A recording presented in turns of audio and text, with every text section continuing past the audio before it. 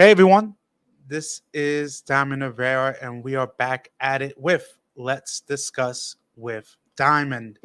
And I'm really excited to bring you this next guest. But before we get started, I hope everyone is having an amazing day, and I hope everyone's weekend is going beautiful.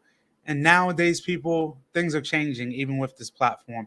We've now switched over to pre recorded interviews now.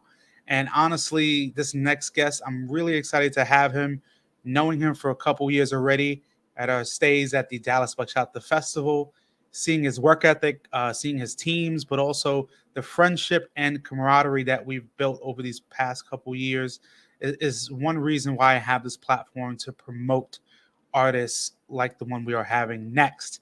And honestly, it pleases me to announce that we have here all the way from Albuquerque, New Mexico, the one and only Reni Gongora. How you doing? How you doing? What is good, my brother? First of all, I want to thank you again for coming onto my platform. We've known each other for quite some time, and for me being able to just shed light on wonderful organizations like you and what you have, this is why I'm here. I'm glad to be here. Absolutely. Absolutely. I mean, it's interesting. You're in New Mexico right now, but you just got to show some love to the Denver Bachata Festival. I mean, Hey. hey, my first thing is, Reni, how was the event? How did everything go? I think it was great. I brought a team to perform, and then they performed last season's choreography, so it was really good. They got the opportunity to train and then also take workshops and from other artists that because in Albuquerque, we our scene is still budding. So at the end of the day, like it's good to be able to take bachata workshops with other artists and everything like that from out of state. Absolutely, but I think even one thing that's truly remarkable is besides being a studio director and besides managing your team, you're also a DJ. And for me, my question to you is like, how many hours of sleep do you legitimately get at events like this? It's actually not much, to be honest, but partly is that for me, like it's I want to be present and like have fun, because to me this doesn't feel like work. I really like doing it.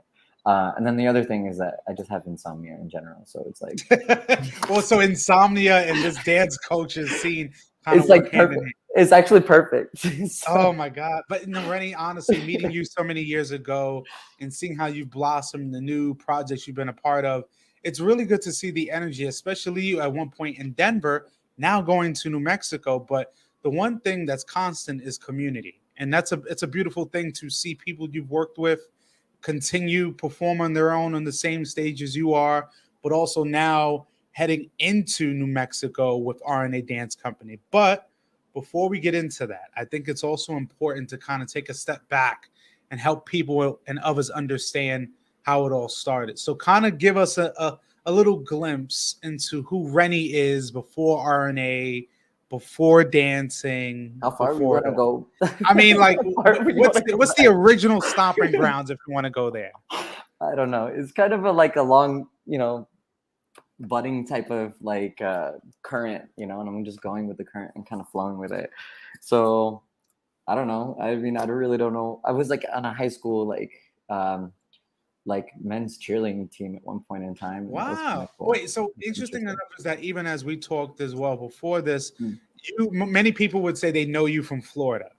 But then also me getting Mhm. to know you more is realizing you're originally from up north in New York, upstate New Mhm. York, Middletown Yeah, area. yeah, So kind of do you did and as you said you got into male cheerleading, but yeah. when would you say kind of the dance bug or the introduction Oh, into dancing came into your life? I don't know, like a little, I mean, over 10 years ago, I was casually going to like different events and stuff like that. And Mhm, so that was interesting to like just be around the scene. And like, like in Orlando, I think, mhm, there were a lot of opportunities for you to like go to dance studios or go to different like, you know, touristy type of things like in Disney or like, Universal.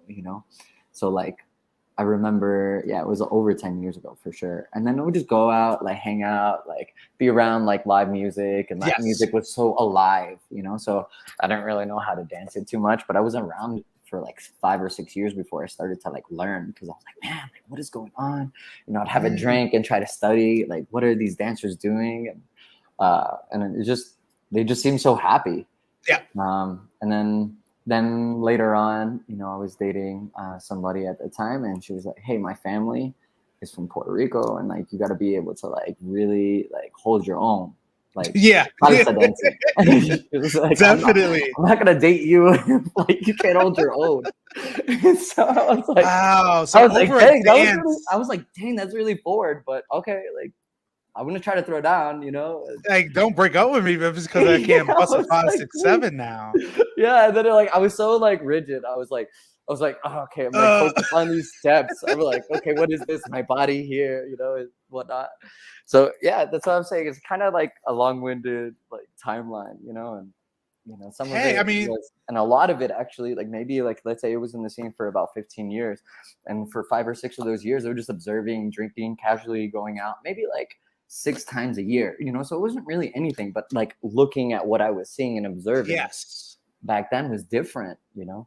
I mean, and I think too, you kind of harped on it, but you went, of course, from New York to Florida, but Orlando to be specific. Hmm. And I think it's very interesting as I realized over the past 5, 6 years how rich the dancing culture is, especially in Orlando, and the different opportunities that you have compared to other parts in Florida. But my question to you is, what year would you say was kind of that introduction in terms of like what Like I mean? What actual training, or like, so yeah, like I would you say went you maybe went eight from years the ago, maybe 8 years ago. mm, And then like I was like, okay, like I think at that point in time, me and my ex already broken up, you know, and like, and then I was like, you know what?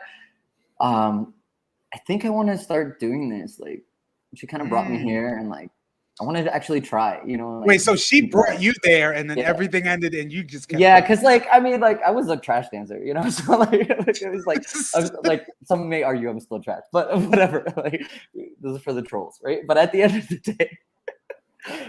the day, like I really started to like, you know, train more like 8 or 9 years ago, and then it took me a while of like understanding like it wasn't an inherent ability. It was just my lack of understanding how to manage my time during practices. Mm. And then that's when I was like, oh, okay, like let me try to like actually apply myself here. And like I did, and I took my science background and like how I would actually study, make notes, PowerPoints, and all these other things that I would get from instruction, and like I would catalog it, you know, about like the actual hours that I would be practicing on, like spin technique, for example, Yeah. or like body movement or footwork. And then there are like more questions than answer, and I was like, ah, man, like footwork here, you know, like is important, but I don't know any footwork. And so I would have to like, you know, now take footwork, you know, and then emphasize during my Congress lifestyle, Mm. like emphasis on footwork. No, and then that's the thing too is that when you're going from just being the socialite in that community, and then it grows to taking classes, then it grows to like, oh, I want to make this an actual possible profession. So, who was actually your first teacher? Do you remember? Like actually like coach, or is it more And no, I'm like talking about like your first class, like that first formal. uh, so it was kind of blurry, but like I was taking classes at Salsa Heat, and I Mhm. was also taking classes with Latin rhythm. And so there are two different styles of salsa that I was, you know, Yes. taking classes. And so Latin rhythm was more of the casino rueda. And then like, you know, for those listeners who don't know much about this type of dance, is like you're in a circle, and then you come in with a partner, and then Yep. like there's a caller, and then that caller goes in Spanish, right? They go like, okay, like, and they execute certain moves to the leads, right? So they're leading the lead, right? Or leading other people leading. And it's like almost like country dancing, if you will, like in which that you're rotating partners in this way. Yeah. But it's in a systematic way, right? And so, and that was interesting because it was like, okay, like I didn't necessarily have to suck for that long with that partner a whole entire song, right? And Yeah. then like, okay, let me do a move. Okay, I didn't know that move at all. And then like I would get a new partner, and I didn't feel that stressed out, you know. So I And that's the really thing. like that about that. And what's interesting enough is that, of course, meeting you having RNA, but then kind of understanding more that you have a really a large background in science, and then also realizing the logo, and I was like, oh wow, this is a person that really thought out this process. Because again, I would say over the past 5-10 years, the amount of companies all over the states is just vast compared to 10-20 years prior when things were slowly building. So for you, what was that moment like, or how did it feel initially going from being the socialite to actually becoming the teacher, becoming the studio Oh, director? like I don't think I ever really had teaching in that frame of mind until like much later, Hmm. like 3 years after that, to be honest. Um, and for me, I was like really just trying to get better and not like suck. I was like, wow, like there's a lot more than like obviously I would watch some people dance and like some people have it, and then other people I would be like, okay, like all right, I look like that, so like what can I do to To like improve. and to improve, right? And then that maybe that's my science background. It's like, right, I know I'm lacking in this area, so let me like try to study more in this one. And then especially as well with training. But for you, what was that like then? The first performance, that first show you've ever Mm, had, what were kind of the yeah. feelings? Were the natural jitters that many people get? Or how about yourself, basically? So I felt because I have also a music background, and it was a bunch. I was in a bunch of bands, and we've played, Mm, in different places in Florida, like the East okay. Coast a little bit. And then at the end of the day, like I had, I had more experience about being on stage for longer periods of time, like a Mm, half hour to like maybe an hour. And then yes. some of these places that I played were like bars and stuff like that. And it's just like maybe you have 20 people who are like paying attention, and then like the other people are just like smoking cigarettes in the Drinking. back or whatever, and they're just having their own conversations. So I was like, wow, like now people are like watching me. This is kind of different. Or the opposite is like I would have shows, and then it's more of a concert venue, and then like people are there and just kind of like grooving, vibing, and whatnot. So to have somebody's undivided attention was different. But I was like, well, it's only like maybe 1.5 to 2 minutes. And so one of the performances, the first performance I remember was, I believe it was in South Carolina, about Mhm. 2016 with Jonathan Troncoso's team. Uh, Oh wait, Agape. yeah, and then Yes. he opened up a sub branch with I think it was Roy was also like co-directing or helping out, and then it was more of like like an amateur team, right? We Hmm. called it a more de Agape because like Agape was like back in Orlando, like Agape. I don't know. Again, I haven't been in Orlando in a little while, but Agape was like the team. And so I remember I was like practicing like shines, like salsa shines and salsa Yeah. beat, and like just in the mirror and just like in between classes and stuff like that. And then Jonathan saw me and he was like, "Hey, bro, like you have a good work ethic. You should. Have you ever tried performing?" And I was like, "Nah, like I don't know. It's not for He's me." like, nah. I was like, what? I was like, and I just saw this dude like just do some like crazy stuff like maybe the week before, and I was like, Oh my oh god. my god, yeah, like doing tricks with all these women and like, and it was so cool, and he would just do it so elegantly and just very simplistic, and I was like, there's no way I was like on that level. I was so inspired, and I was like, nah, like bro, I'm not coming. And he goes, well, I think you have like a great work ethic, so like you're gonna show up. And then I was like, oh Oh my my god. god. And then I That's was so like, like I was him. like, That's so like him. I was like, oh my god. I was like, and anybody who knows Jonathan, I mean, Jonathan is a big dude, right? So I was like, oh my god. I was like terrified. I was like, okay, like, there's something he believes in me, but also too, I'm like, all right, well, maybe I just don't want to die, so I'll show up anyway. But like, I I don't know mean, how but it's it's gonna funny go. too because Jonathan is originally from New York. He Yeah, has that Queens attitude, but it's just like you have to understand, as yeah. you said, that experience of like someone telling you like, "Hey, you got it. Be here," and you actually taking that opportunity. Yeah, but I was more of like, all right, I think I should go, like, so I don't want to see him again next week. And then like, Yeah, you don't want to have that awkward conversation he's like, you again. didn't show up. Oh yeah, and he would tell you, especially if you tell him, yeah, I'll show up, and then you don't show up, and then you want to come back, But see, and that's interesting enough. You speaking of you doing music, so you having that experience of having different types of crowds around you. So then going, kind of transitioning with dance for you, what was it like? Or how did really the creation of RNA? What was the focus with creating a dance company like this? Was there a specific mission, or was it like, hey, you had a group of dancers at this point that, hey, I think we can create something together and let's see what happens?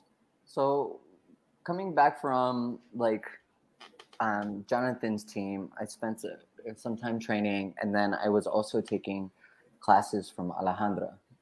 And Mhm. so I don't think it's fair for me to not, to mention RNA and not talk about Alejandra's influence. And because I learned a lot from Alejandra Fontao.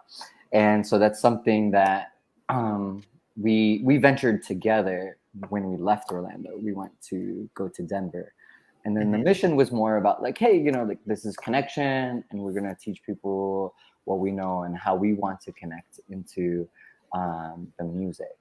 And so many times we would see people, and this is currently still the mission for me Yeah. in RNA, is that I would see people dancing together at these events or clubs or wherever, at the end of the day. But I see people dancing, and I see people like showing off to others, and then I see people dancing together but separate. And then that was something that I was like, okay, like there's somehow that we got to connect this, and so that's currently still the mission of RNA, and how I execute it now has evolved, quite significantly since starting this like 5 years ago. Yeah, I mean, hey, listen, I give it up to anyone that's able to create a company and have sustainability, especially in this industry, and especially being a company that really focuses on being your unique, doing things your own way instead of really the status quo of things. And then especially having it in Denver, but Mhm. then making that transition over to New Mexico. That's something I really wanted to touch on, was what was that like for you to go all the way from Colorado to go all the way to New Mexico? We're talking about from the cold to the hot. Like, what Yeah. was that thought process like? Like for me, I think it was not really necessarily about the weather. I was like, hey, like I'm gonna go to some place where I can be rather close to Denver. And then I also looked at and I mapped out other cities that I was getting more or hired closer to. So there was like a middle ground, and that was Mm, Albuquerque. And so that was like between Dallas, Phoenix, and Denver. It was like maybe between 6 to 8 hours on mm. average. So like the middle city there was Albuquerque. So I was like, hey, like I might as well, so that way I'm closer to the cities that I normally get hired to. Yes. Um, but it was interesting to see that, like in Albuquerque, it's was a primarily salsa driven scene. Hmm. So that's just something. Currently, it's still more heavily salsa, I believe, but I'm pushing a lot of the bachata, right? Hey, I mean, listen, I think you also would understand that over the past 5, 10 years, you've seen studio directors now transitioning to being more of a public face.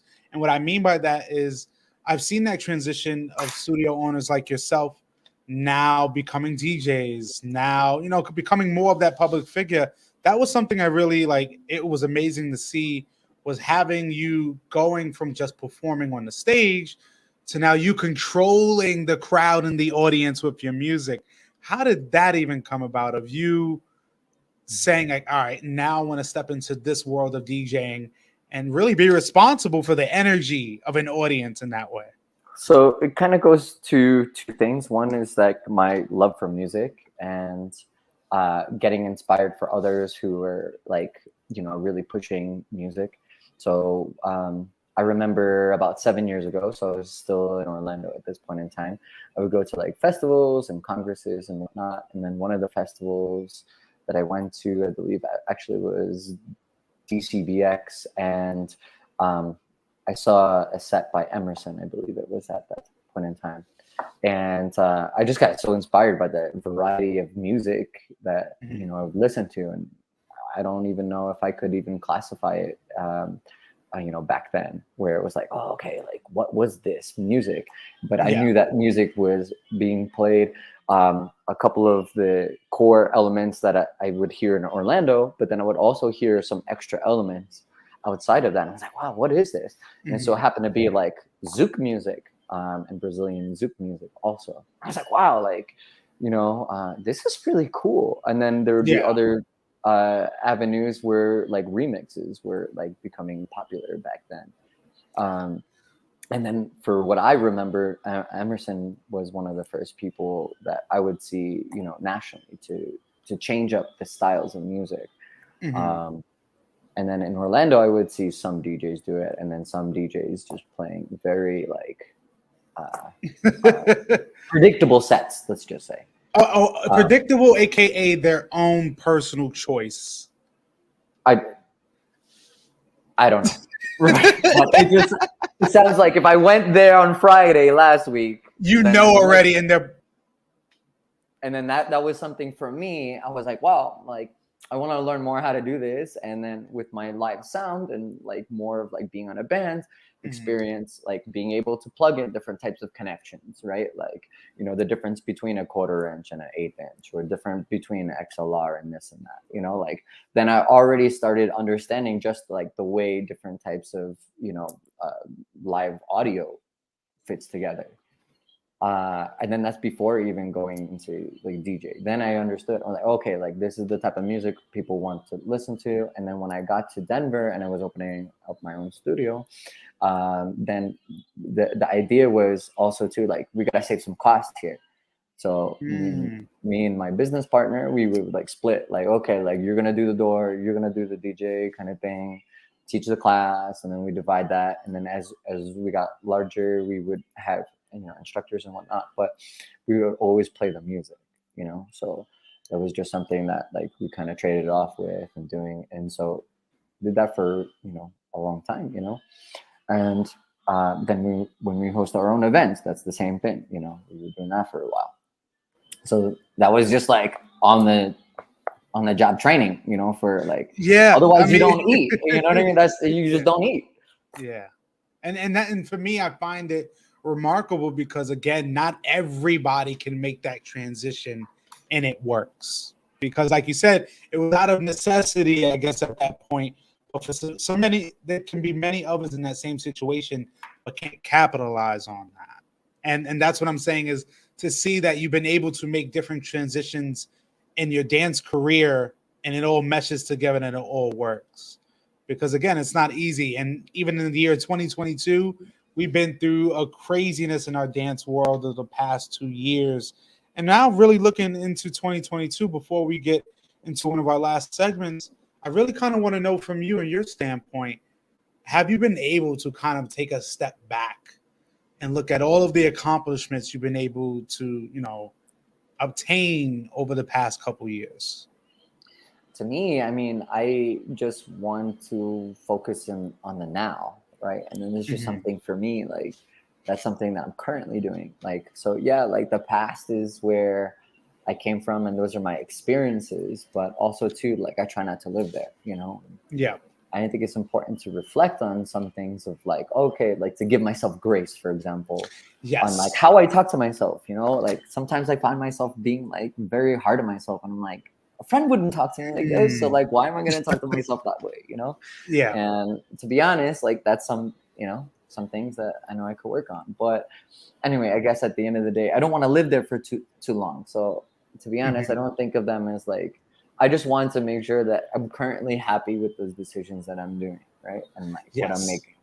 So am I happy trying to develop ladies, to perform on stage? On stage. I'm like, yeah, all right, that's what makes me happy. Am I happy when, that performer who is new steps off a stage and then carries themselves differently, like in the following months, right? Like, oh, okay, like their posture is more engaged, stuff like that. Those are things that, like, that's just outside of dancing, like the Mhm. way you carry yourself, right? And to be confident.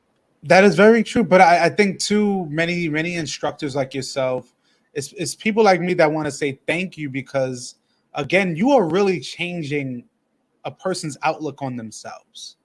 Many students who have maybe come into your spaces, they have a different type of confidence in them beforehand, but then getting on stage and basically all the tips and tools you've given them, all the information, you can see it being, shown right in front of you, but also to see the confidence within them kind of skyrocket and feeling more, like themselves and, feeling just a newfound confidence.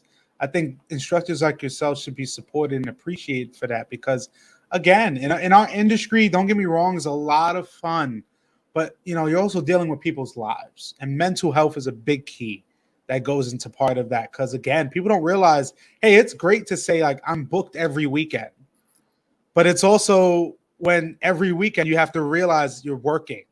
Every weekend or every show is every show you do, every set you play is a representation of you. And again, not many artists get that like take a step back feeling like, damn, I've done a lot compared to many others. Not many of us could do as much as I can do given the same circumstances. But I just think of that in that mentality is more of like not a method of comparison. It's just more of like I gotta make sure that like I'm talking to myself like, oh, like I'm not beating myself up and be like, okay, I Yes. gotta work, I gotta work, I gotta work, I gotta work, because like I feel like that becomes draining, and like I don't want to do this job because it's draining. I want to do this because I love it and I'm passionate about it. And so one thing, like for example, that I like seeing, is like when people connect to each other on the dance floor. It's just really awesome. And like they're vibing and then they're able to understand more about like this is a communication. Yes. And one of those things, like I was saying, is like through that connection is like thinking about from the follower's perspective or the lead's perspective is like, what is our roles? So many times I used to hear like the lead is always wrong. And then like that just No, somehow that is bothered not me. yeah, That's no. it somehow bothered me, but that's what I would hear at certain classes or, and like, I'm like, these are phenomenal dancers, but like where did this come from? Because dance is a conversation, and we say this all the time, and this Yeah. is something that bothers me, right? If dance is a conversation, then when is the speaker always wrong? Like that doesn't make sense. Mhm. That's not always true. What if the person is not actively listening? Right. So like for me, it's like if I was just talking to you and ask you a question, it's like, what is your name? Right. And then you usually give me some random city, right? Yeah. And like I'm like, wait, like I asked you what is your name? Like so there's only so many times that like are you really tuning in? Are you on your phone? Are you like kind of zoning out in the space, or like you're listening to something else? Right. So it's part of that is also the way we change our speech during classes and Absolutely. in Absolutely. workshops. That is true. I mean, I think overall meaning is the language that we're using within leads and follows, because I've heard that same notion as the lead is in charge of guiding the conversation and the follow is supposed to flow within that, but also it takes two to make things happen.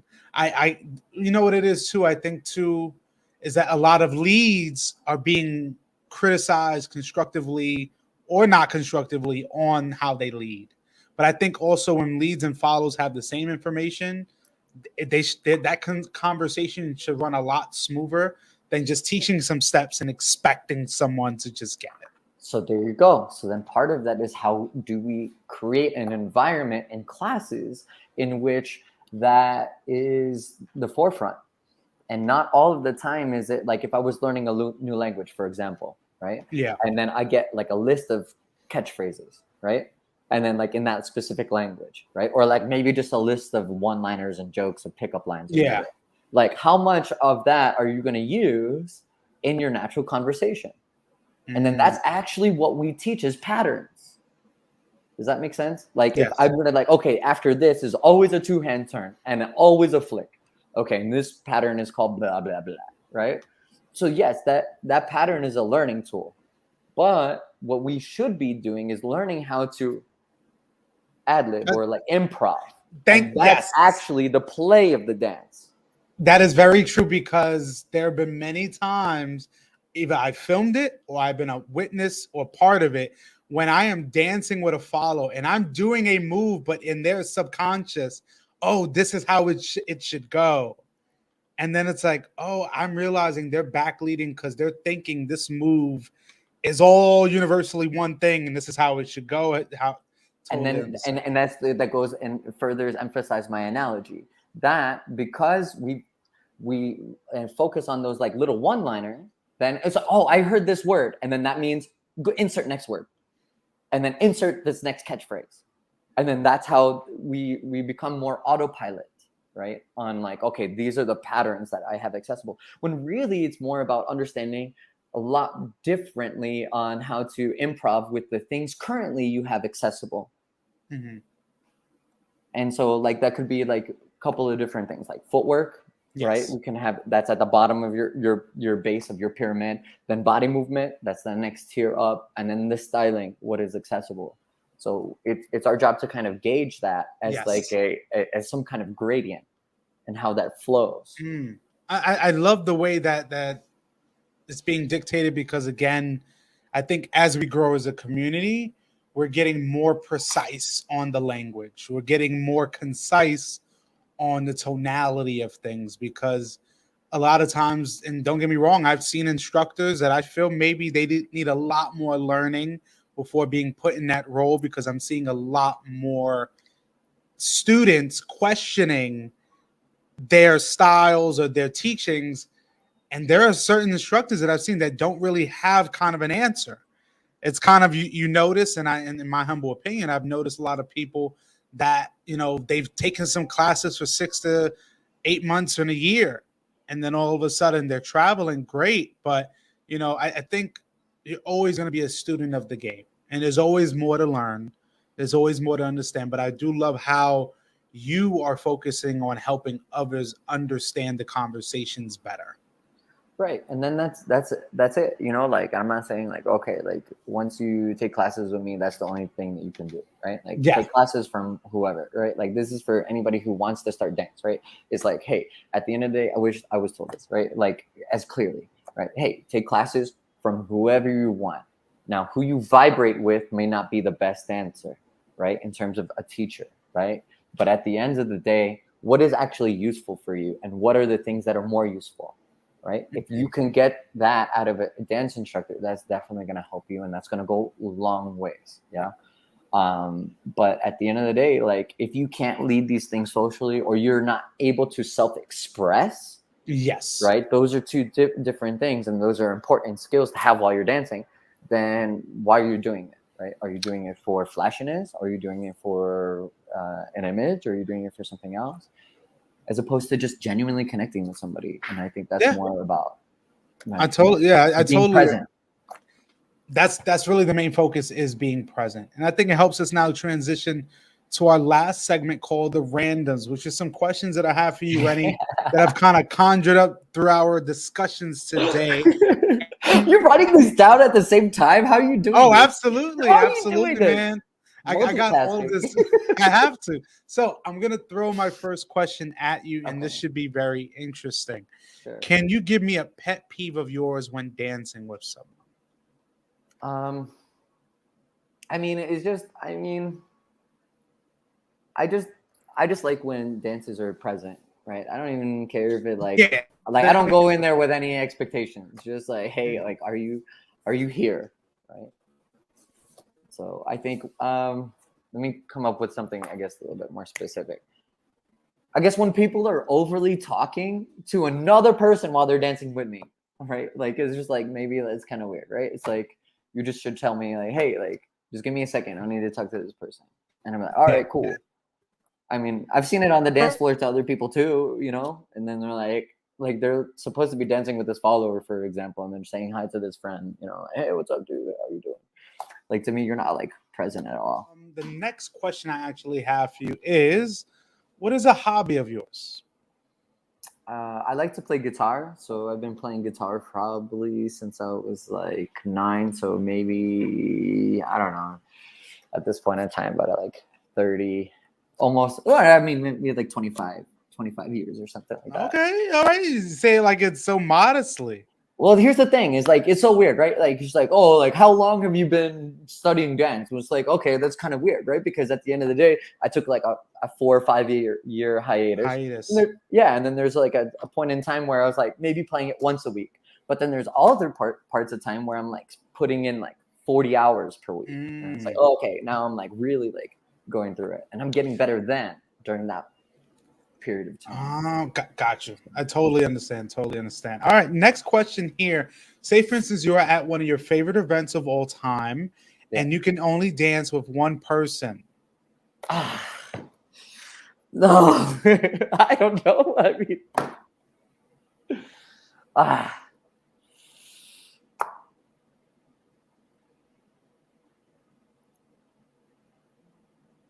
I would say Sarah Ho from Houston. Oh, okay. I like that. I So like that. so present, so present. I like that. All right. Next question here. This should be interesting. Social or workshop? So what is this social workshop? What is this? What is? How do Meaning we is you're define at a this? congress. You're at a congress right now, and somebody says, "Hey, Uh, what do you look most forward to? The socials or the workshops during the day?" mm, Here's the thing. I'm just an avid social dancer, so I would just say like social dancing for sure. Okay. Yeah. But there are a lot of workshops that okay, like some like maybe 3 or 4 like solid ones. I'm like, all right, cool. Like I would be all about those workshops. Like Okay. I I like just that. took East Fusion's workshop. Dope. Oh Highly yes. recommend. Highly recommend. It's so good. Big shout out to Ace Fusion. Definitely, definitely. All right. Next one here. So, when you are at one of your favorite congresses or festivals, what's one of your favorite songs to dance to? All right, but like category, like I mean, Anything. It could be salsa. Like, hey, if it's like, yo, I want to play you your song right now. hmm. Right now, like in my head, JR Examala. Oh my God, I've heard that song a I, lot of. I like I'm obsessed with it right now. Like Oh my God. Hey, it's all good. And now it helps us bring us to our last question here. And we're going to tap really into your DJ bag. So, right now, you are closing out a Sunday night sure. and you have the last song of the night. What song are you playing? All right, what room am I in? And you know what? Just for you, I'm going to give you the salsa room and the bachata room. Okay, so here we go. Hmm, that's a great question. Dang. Uh,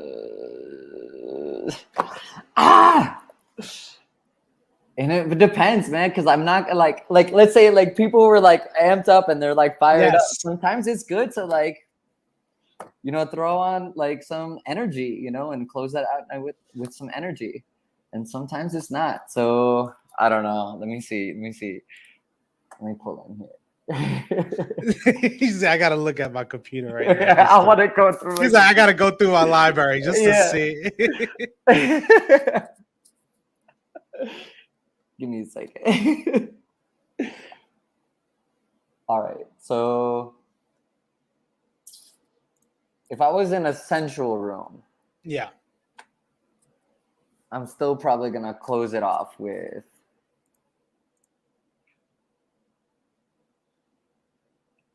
I love Vladi's Corazon.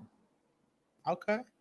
Yeah, I love that. So if That you're song in is like now the dope. salsa room, Uh you are going with. huh. Pasaporte. I'm probably gonna close it off very slow. Okay. So Hey, man. I love it. And honestly, I really thank you again for doing this segment. I love doing this with all of my guests, kind of understanding, your ways and how you do things. Because, hey, many artists like yourself have hobbies. Many artists like yourself, especially DJs, And I always ask this to the DJs. Let me ask you, do you take requests? Yes, I do. That doesn't mean that No, doesn't no, mean no. that like they're gonna get played right away. Or like sometimes I'll listen to it. I'm like, okay, like this is totally like not the This is maybe not today, but maybe. vibe. Right. I mean, I'm open to ideas. You know what I mean? Like, Mhm. if you can make me an offer, I can't refuse. I'm about it. But like, like can't kill the mood either. I totally understand, and I thank you for doing this segment. And now it helps us transition into the conclusion of our talk today. But for me, being able to have this conversation and dialogue with you, it means a lot, man. And just to see your growth over these past few years, going from city to city, but still laying your impact. I think it's really important that our communities have artists like yourselves that are continuing to reinvent time after time. But at least before we do go, I would love to know if you had any last few words for myself and the audience. Um, I don't think I do. At the end of the day, I think as long as we're just making sure that like we're connecting to human Mhm, beings, everybody on like, you never know what anybody else is going through, and mhm, that's something that for me, like I really thought was a great outlet about the community is mhm. more of like, hey, like you may be going through something and then like, but we can connect through dance. And then this is like, not guaranteed. Not like Yeah, this time here is not guaranteed. So if we could just be present, get connected with people and share the love of music, share the love of dance connection, whatever, like, yeah, like bachata, but even people are like, oh, okay, like, but how much do you like traditional, and like, or how much do you like this, or how much you like that, or like, oh, like you don't dance salsa, but like I'm like I love salsa, I love dancing salsa, yeah, right? And then like, it's just more of like the unity of like not being like, oh, okay, like I dance on this timing, or I only dance this style of dance. Like, y'all, we're all here to connect, and like, people just want to be heard, and I think I that's love really that. just at the end of the day why we're here, right? Absolutely. And at least before we do go, can we get some kind of contact information from you on how people can reach you and Mhm. see what you're up to next? Right. So I'm still working on my website. That's been something like ridiculous. It's Mhm. rnadance.com. But also too, if you just message me on Facebook, Reni Gongora, then you can, find me on there. I primarily use Facebook. And then yeah, that's pretty much like how you can get in contact with me. So yeah. Okay. Perfect. And honestly, Rennie, I really appreciate you coming on today and just to be able to share some words with us. And definitely looking forward to seeing what you have coming up later this year into next year.